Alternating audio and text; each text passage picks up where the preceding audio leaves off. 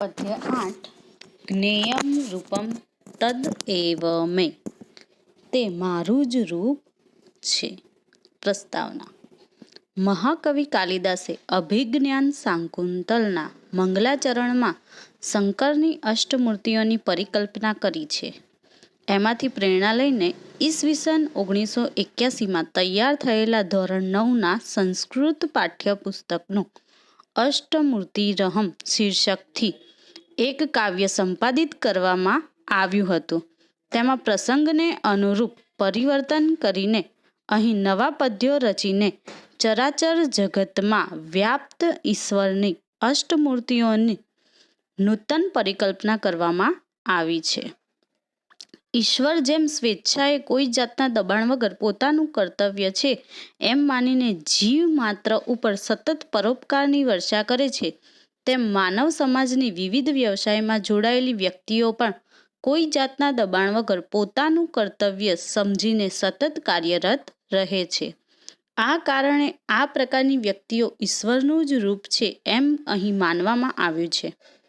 પ્રથમ પદ્યમાં ઈશ્વર પોતાના સ્વરૂપની સ્પષ્ટતા કરે છે. એ મુજબ લોકોનું જે હિતકારી અર્થાત કલ્યાણ કરનારું રૂપ છે તે મારું જ રૂપ છે. એ પછી ક્રમશઃ કૃષક, તંતુવાય, શિલ્પી, પ્રશિક્ષક, વૈધ, વૈજ્ઞાનિક, સાધુ અને સૈનિક એમ માનવ સમાજનું હિત કરનારા 8 વ્યવસાયીઓના રૂપને ભગવાન પોતાના સ્વરૂપ બતાવે છે. આ 8 વ્યવસાયીઓ માનવ જીવનના અસ્તિત્વ માટે આવશ્યક રોટી, કપડાં, મકાન, શિક્ષણ, સ્વાસ્થ્ય, સુખના સાધનો, સજ્જનતા અને સુરક્ષાને સાધી આપનારા સામાજિકો છે. પ્રસ્તુત પદ્યોમાં એક બાજુ દરેક માણસને તેમના પ્રત્યે આદરનો ભાવ રાખવાનો સંદેશ આપવામાં આવ્યો છે, તો બીજી બાજુ જે તે વ્યવસાયમાં જોડાયેલી વ્યક્તિઓને તેમનું કર્તવ્ય ઉચિત રીતે નિભાવવાનો ઉપદેશ પણ આપવામાં આવ્યો છે. ભગવાન ઉવાચ, ભગવાન બોલ્યા, અહમ હું વૈકુંઠ રાજઃ, વિષ્ણુ લોકનો રાજા, નથી, કૈલાસ અધિપતિ, કૈલાસનો સ્વામી કે અધિપતિ, નથી, અસ્મિ હું, વા કે યત જે, લોકાનામ એટલે કે લોકોનું કે જગતનું, હિતકારી કલ્યાણ કરનારું, તત તે, એવ જ મેં મારું, રૂપમ રૂપ, જ્ઞેયમ જાણવું. ભગવાન બોલ્યા, હું વિષ્ણુ લોકનો રાજા નથી કે હું કૈલાસનો સ્વામી નથી. જગતનું જે કલ્યાણ કરનારું રૂપ છે તે મારું જ રૂપ છે એમ જાણવું. આ દુનિયામાં લોકોનું જે સારું કરનાર છે, વ્યક્તિના જે ઉપયોગમાં આવે છે, વ્યક્તિના જે કામમાં આવે છે, તેવી દરેક વ્યક્તિઓમાં એમ કે ઈશ્વરને જોવા. તે દરેક કાર્ય કરનાર એમ કે કોણ છે? એમ કે મારું જ રૂપ છે તેવું સમજવું.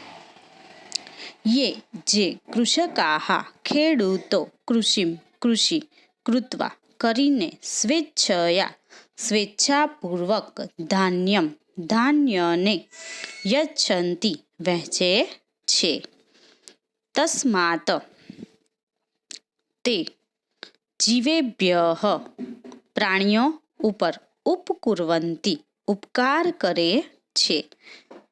તે એવ જ મેં રૂપમ જ્ઞેયમ મારું જ રૂપ છે તેમ જાણવું. જે ખેડૂતો કૃષિ કરીને સ્વેચ્છાપૂર્વક અન્નને વહેંચે છે, પ્રાણીઓ પર ઉપકાર કરે છે, આથી તે મારું જ રૂપ છે એમ જાણવું. જો ખેડૂત લોકો ખેતર ના ખેડે, ખેતીકામ ના કરે તો તેનાથી અન્ન પાકવાનું નથી, અને અનાજ ન પાકે તો એમ કે પ્રાણી માત્ર છે તે ભૂખે મરી જાય. તો એમ કે ખેડૂત છે એ પણ એમ કે મારું જ રૂપ છે તેમ જાણવું. શ્લોક નંબર 3. લોકાનામ લોકોના, શીત ઠંડી, તાપને, નિવારકમ દૂર કરનારા, વસ્ત્રમ વસ્ત્રને, વયંતી વણે છે, હિતે હિતમાં, લગ્નાહા લાગેલા, તંતુવયાહા એટલે કે વણકરો, તસ્માત આથી, ત તે, એવ જ મેં મારું, રૂપમ જ્ઞેયમ રૂપ જાણવું. લોકોના ઠંડી અને તાપને દૂર કરનારા વસ્ત્રને વણે છે. તે વણકરો લોકોના હિતમાં લાગેલા હોય છે. આથી તે મારું જ રૂપ છે તેમ જાણવું. જો વણિક લોકો વસ્ત્રો ના વણે તો આપણને ગરમ કપડાં મળવાના નથી. અત્યારે હવે ઠંડીનો સમય ચાલુ થઈ ગયો તો આપણે સવારમાં એમ કે ગરમ કપડાં પહેરવા પડે છે, સ્વેટર પહેરવા પડે છે. તો એ સ્વેટર જ બનાવે નહીં વણકરો તો આપણે એમ કે ઠંડીથી રક્ષણ મેળવી શકતા નથી. તો તેવા જે વણે છે તેવા વણકરો પણ એમ કે મારું જ રૂપ છે તેમ જાણવું. શ્લોક 4. યે જે સ્વયં પોતે કુટીરે ઝૂંપડીમાં વસંતી રહે છે, નિવાસાન નિવાસો કે મકાનો, રચયંતી રચે છે કે બનાવે છે, શ્રમ સ્નાતાહા મહેનતથી પલળી જનારા, નિર્માતારઃ નિર્માણ કરનારા,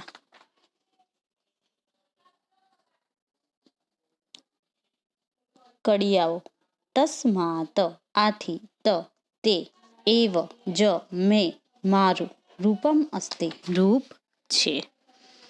શું કે છે?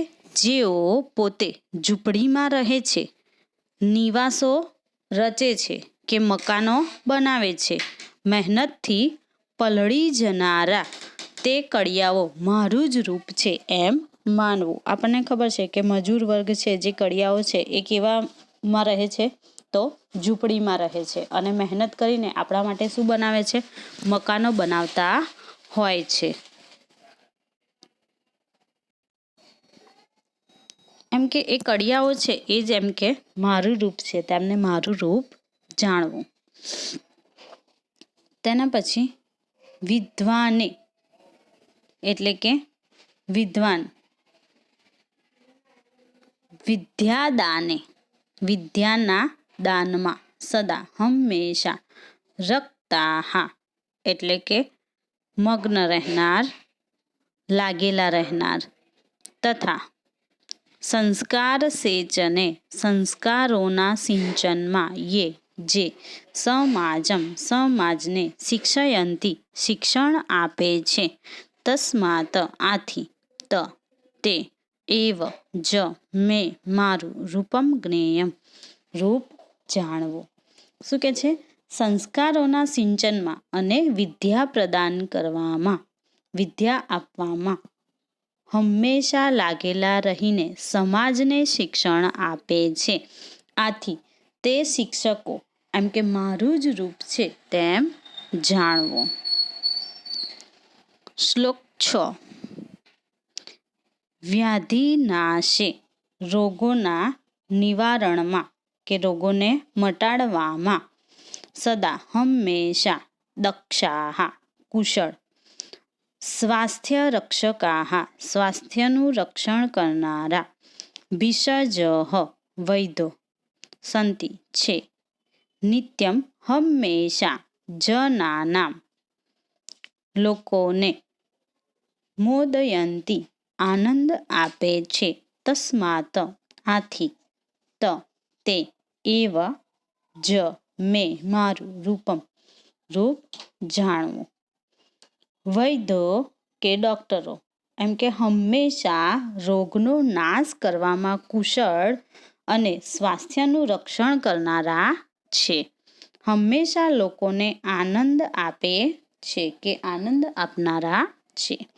આથી તે વૈદ્યોને મારું જ રૂપ જાણવું. તે ડોક્ટરને પણ એમ કે ઈશ્વરનું જ રૂપ જાણવું. શ્લોક 7.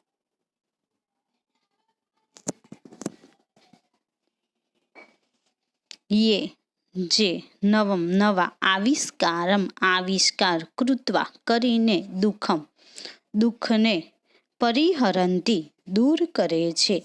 વૈજ્ઞાનિકાઃ વૈજ્ઞાનિયો પ્રેયઃ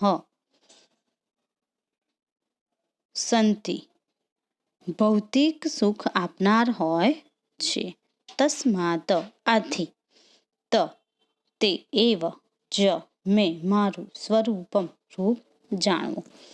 જેઓ નવા આવિષ્કાર કરીને દુઃખને દૂર કરે છે. વિજ્ઞાનીઓ ભૌતિક સુખ આપનાર હોય છે. આથી તે મારું જ રૂપ છે એમ જાણવું. આપણને ખબર છે કે વૈજ્ઞાનિકો નવી ને નવી શોધ કરતા રહે છે. આપણે અત્યારે જે કંઈ પણ સુખ સગવડ ભોગવી રહ્યા છે તો કોને લઈને? એમ કે વૈજ્ઞાનિકોને લઈને. એ લોકોએ કંઈક ને કંઈક નવી નવી શોધ કરીને દુનિયાને જુદા જુદા આવિષ્કારો પૂરા પાડ્યા છે અને એને લઈને આપણે શાંતિથી જીવન સુખ સગવડ પૂરતું આપણે જીવન જીવી શકીએ છીએ. શ્લોક 8 યે જે શ્રેયસ્કરાઃ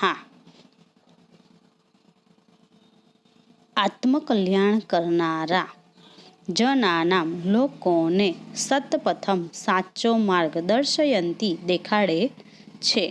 ચ અને સાધવઃ સજ્જનો સાધયંતી સિદ્ધ કરી આપે છે. ઇતિ એમ તસ્માત આથી તે એવ જ મેં મારું રૂપમ જ્ઞેયમ રૂપ જાણવું.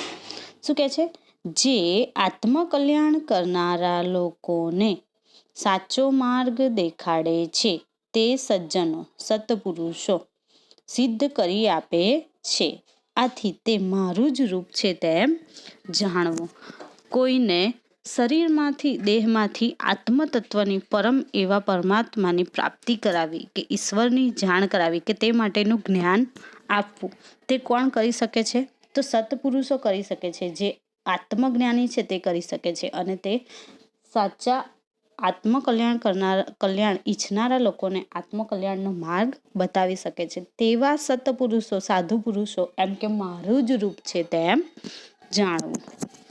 શ્લોક 9 યેષામ જેમના જ્ઞાનમ જ્ઞાન બલમ બળ તથા પ્રાણાહ પ્રાણ દેશહિતાય રાષ્ટ્રના કલ્યાણ માટે એવ જ વર્તતે છે. સૈનિકાઃ સૈનિકો રાષ્ટ્રરક્ષાयै રાષ્ટ્રની સુરક્ષા માટે તસ્માત આથી તે એવ જ મેં મારું રૂપમ જ્ઞેયમ રૂપ છે તેમ જાણવું. જેમના જ્ઞાન બળ અને પ્રાણ રાષ્ટ્રના કલ્યાણ માટે જ છે. સૈનિકો રાષ્ટ્રની સુરક્ષા માટે હોય છે. આથી તે સૈનિકો મારું જ રૂપ છે તેમ જાણવું. આપણને ખબર છે કે કોઈ પણ તહેવાર હોય બોર્ડર ઉપર તે લોકો હંમેશા તૈનાત હોય છે અને એ સિવાય જ્યાં પણ જરૂર હોય ત્યાં આગળ સૈનિકો રહેલા હોય છે. એ લોકો દેશની ફરતે રક્ષા કરે છે ત્યારે આપણે ઘરોમાં શાંતિથી બેસી શકીએ છીએ, શાંતિથી જીવન જીવી શકીએ છીએ. એટલા માટે એવા સૈનિકો પણ એમ કે ભગવાનનું જ રૂપ છે તેમ જાણવું. કૃષક ખેડૂત, તંતુવાય વણકર ચ અને શિલ્પી કડીઓ, પ્રશિક્ષક શિક્ષક તથા વૈદ્ય વૈજ્ઞાનિક વિજ્ઞાની સાધુ સૈનિક સૈનિક ઇતિ એમ વિશ્રુતા ભવંતી જાણીતા છે. શું કહે છે? ખેડૂત અને વણકર, કડીઓ તથા શિક્ષક, વૈદ્ય, વિજ્ઞાની, સાધુ, સૈનિક એમ સૌ જાણીતા છે. શ્લોક 11 અહમ હું ઈવ જેમ ભેદમ વિના ભેદભાવ રાખ્યા વિના અષ્ટૌ 8 હિતમ હિત કે કલ્યાણ પ્રકુર્વતે કરે છે. હિ ખરેખર એતે આ નિત્યમ હંમેશા હિતકરા ઉપકાર કરનારા છે. તસ્માત આથી તે એવ જ મેં મારું રૂપમ જ્ઞેયમ રૂપ જાણવું. મારી જેમ ભેદભાવ રાખ્યા વિના આ આઠ કલ્યાણ કરે છે. ખરેખર આ સદા ઉપકાર કરનારા છે. આથી તે મારું જ રૂપ છે તેમ જાણવું. આ આઠે હંમેશા એમ કે બીજાના કામમાં આવે છે. એ દરેકનું કલ્યાણ કરે છે. દરેકને જ્યાં જરૂર હોય ત્યાં પોતે હાજર રહે છે. આથી આ આઠેને એમ કે મારું રૂપ સમજવું. આ પદ્ય અહીં પૂર્ણ થાય છે.